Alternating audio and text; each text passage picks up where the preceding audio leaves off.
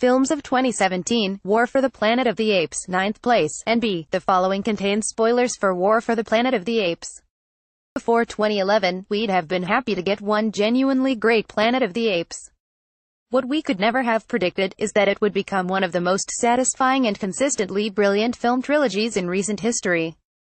The premise was bold right from its inception. Rise of the Planet of the Apes depicted the fall of humanity and the ascent of a new species, not from our perspective, but from that of Caesar, played with stunning depth by Andy Serkis.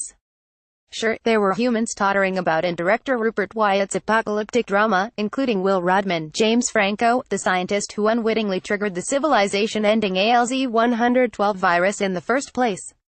But the film arguably belonged to the super-intelligent chimpanzee, Caesar, a creature fated to live halfway between ape and man, shunned by the latter, but keenly understanding of their plight thanks to his friendship with Rodman. Rise was a prequel to all those other classic apes, sure, but it also cast the story from an angle that would have been difficult, if not impossible, with the practical effects of the 60s and 70s.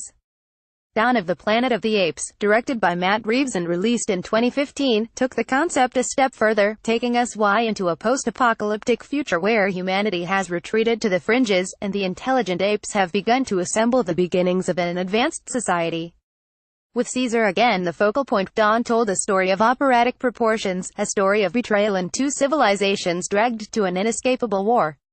In this year's War for the Planet of the Apes, the saga reaches its dramatic conclusion. We've known all along that the human race was on borrowed time, but in this, we discover what leads to its final, dying gasp. Again directed by Matt Reeves, War sees the trilogy scale new heights of filmmaking sophistication.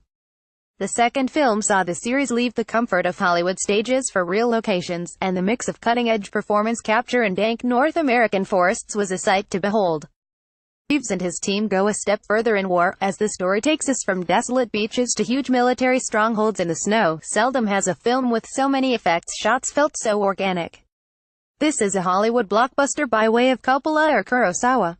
Most importantly, the CGI trickery is tied to a classic story of struggle and survival.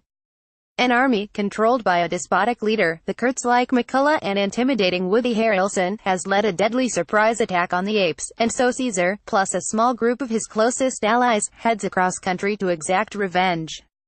Once an advocate of peace, Caesar now seems in danger of losing the empathy and compassion that separated him from the warlike Koba, his traitorous second-in-command in the last film. As the apes set off on their lengthy and doom-laden journey, though, events conspire to bring Caesar back from the brink.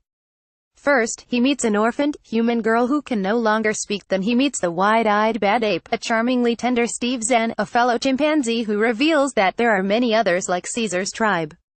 Caesar also begins to see echoes of himself in McCullough, a soldier who, through all his anger and bluster, is simply fighting for his species' survival. In a brilliant turn, the virus that first brought the human civilization to its knees has now mutated.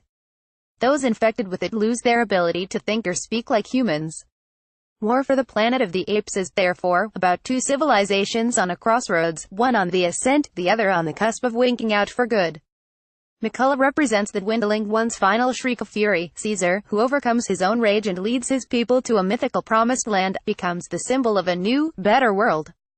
For the past 6 years, the revived Planet of the Apes franchise has provided the kind of large canvas filmmaking that seemed in danger of vanishing from our cinema screens. It has all the awe-inspiring scale of an old biblical epic, the stunning effects of a sci-fi film, all wrapped up in a compelling, thoughtful story. Rupert Wyatt and Matt Reeves evidently put their heart and souls into these in front of the camera. So too have such performers as Andy Serkis, Steve Zahn, Terry Notary, Toby Kebbell and Karen Knoval, who brought so much life and nuance to the apes. The studio behind the Apes, 20th Century Fox, is now in the hands of Disney. Caesar's story is complete. Right now, it's unclear whether there'll be more entries in the franchise. We can, at least, be grateful that modern Hollywood gave rise to such a humane and brilliant trilogy of